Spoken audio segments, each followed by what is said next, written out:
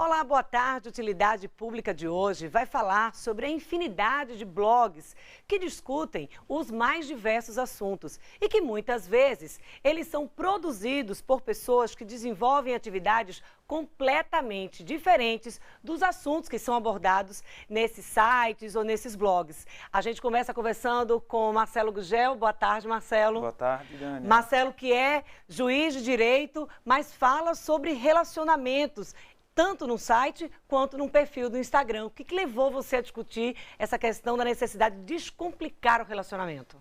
Então, Dânia, na nossa profissão, a gente lida diariamente com os conflitos sociais, né? Com os conflitos de relacionamento. E logo que nós entramos no judiciário, vamos para comarcas onde somos, vamos dizer, o clínico geral. Lidamos com todo tipo de problema, incluindo os problemas de família, não é isso? E nessa área de família que nós percebemos a dificuldade da convivência, onde nós percebemos quanto as pessoas sofrem e quanto têm dificuldade de levar uma vida dois descomplicada. E aí daí surgiu essa ideia de tentar escrever um pouquinho mais, apresentar outras compreensões, outras percepções e pontos de vista para uma vida mais tranquila e mais simples. Pela experiência, o que tem promovido essa complicação no relacionamento? Eu acredito principalmente que há uma falta de uma educação emocional desde a nossa base, desde a nossa infância, né? Na nossa cultura nós não somos preparados para isso. A educação emocional praticamente não existe nas escolas, então nós temos muita dificuldade de lidar com as próprias emoções, com as próprias dificuldades, e isso reflete enormemente no dia a dia de uma vida dois, não tem como ser diferente. Falta diálogo? Falta muito diálogo, e quando o diálogo há, por falta dessa educação emocional, naturalmente é um diálogo que pode vir acompanhado de muitos vícios de uma comunicação a dois. O que seriam esses vícios? A prática mostra que esses vícios se revelam de algumas formas, dentre eles as críticas, as generalizações, as comparações e as transmissões de responsabilidades. Marcelo, a gente vai estar vendo ali imagens tanto do site quanto do Instagram, para as pessoas irem percebendo de que forma você tem tratado esse assunto nas redes sociais. Um exemplo na prática desses vícios de comunicação.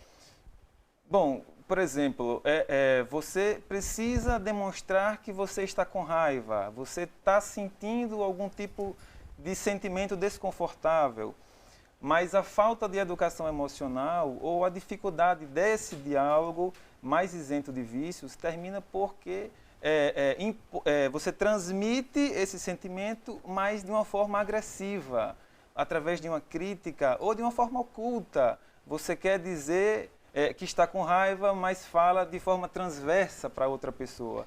A pessoa tem uma raiva, duas situações então. A pessoa tem uma contrariedade no trabalho, por exemplo, e chega em casa e descarrega em casa sem um diálogo, ou quando chega em casa que está com algum problema, ele não sabe transmitir isso, não sabe esclarecer isso para outra pessoa. Pronto, na prática, a esposa está sentindo muita falta do marido dentro de casa porque ele está trabalhando muito, dedicando muito tempo ao trabalho, e não consegue falar isso de uma forma clara, de uma forma menos agressiva, termina por falar de uma forma de crítica ou de exigência.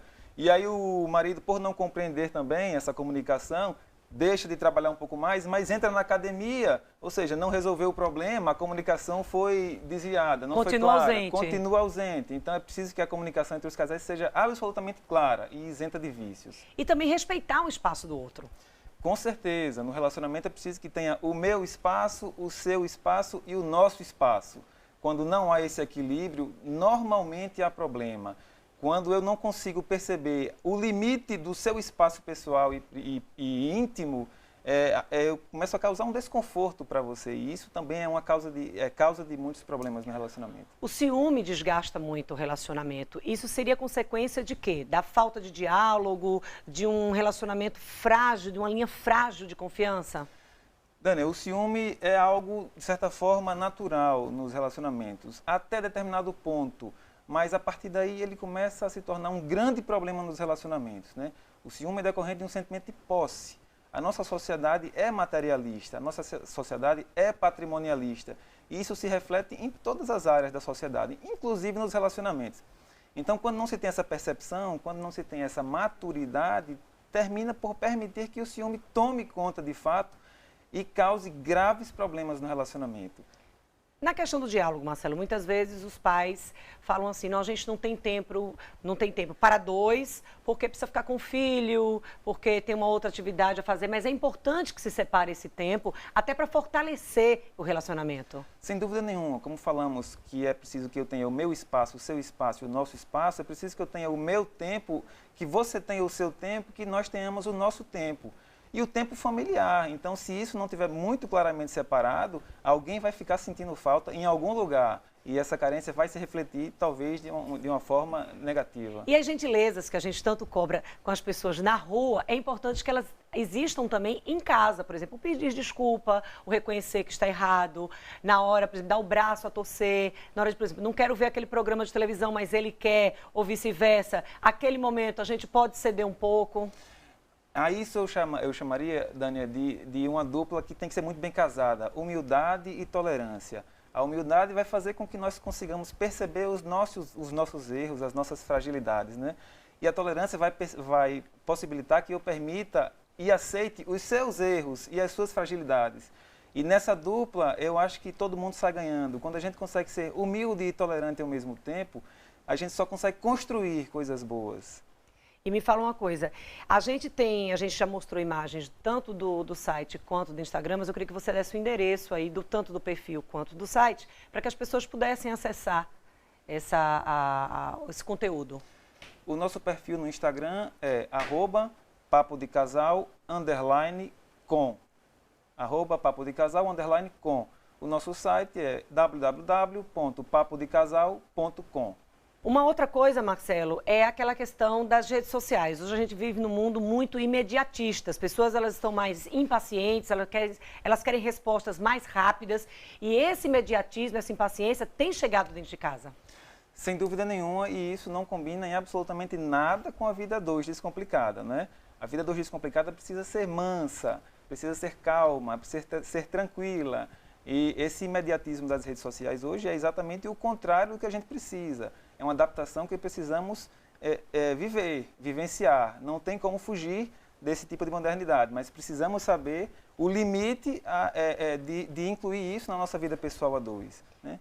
O respeitar a forma do outro agir, o respeitar o outro de uma forma geral é muito importante, porque a gente, às vezes, uma pessoa acaba esperando a reação do outro que ela teria. Ou seja, uma pessoa nunca vai estar conformada, às vezes, com a reação do outro em relação a determinado assunto. Por exemplo, a pessoa conta uma coisa ao outro. E, às vezes, o outro acha aquilo ali normal, não dá tanta importância, não faz aquele oba-oba. Aí o outro se sente, poxa, você nem curtiu, você nem vibrou. Quer dizer, a gente não está aceitando muito a reação do outro. Dânia, isso eu deixo por conta do amor. O amor, ele é compreensivo. O amor ele é tolerante, o amor vai entender os seus defeitos, vai entender as suas fragilidades, ele vai entender que você nem sempre vai atender às minhas expectativas. Então, quando existe essa frustração das expectativas, o amor ele é capaz de preencher qualquer lacuna emocional que possa surgir. Então, é preciso que se permita, que se dê espaço para que o amor cresça e se instale de forma verdadeiramente. Sem dúvida, ele vai conseguir resolver esses entraves que são pequenos na vida 2, mas que têm atrapalhado tanto hoje, tantos casais. Para isso, as pessoas precisam aprender a conviver a dois.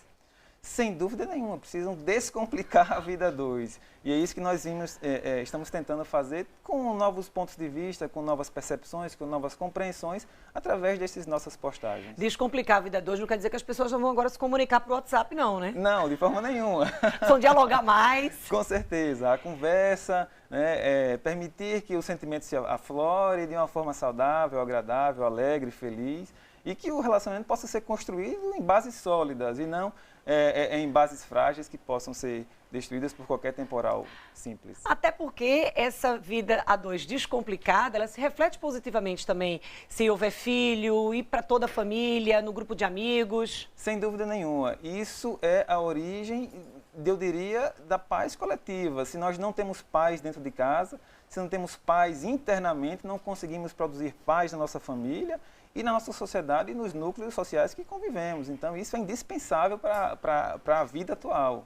Então, quando a gente fala em descomplicar a vida, a gente vai trazer dicas desde, por exemplo, o lado da cama, a hora do almoço, a questão de esperar pelo outro, enfim, canal de televisão, uma infinidade de assuntos. As pessoas podem participar dessa discussão de que forma? Sem dúvida nenhuma. Nós temos um contato onde recebemos sugestões e participações. O e-mail seria contato@papodecasal.com. Por meio desse e-mail eu recebo sugestões, recebo indicações de temas, perguntas, e eu estarei sempre disponível a sugerir outras perspectivas. Quais são essas sugestões mais comuns? As pessoas perguntam muito sobre ciúme, as pessoas perguntam muito sobre essas dificuldades que nós conversamos aqui mesmo, né? E aí a gente vai respondendo à medida do caso que vai acontecendo. É uma conversa, na verdade. As pessoas encontram ali uma forma de bater um papo, de conversar com alguém que está a fim de discutir relacionamento. Exatamente, de escutar talvez um outro ponto de vista que ela tem dentro de casa, que às vezes é suficiente para esclarecer muita coisa. Marcelo, muito obrigada.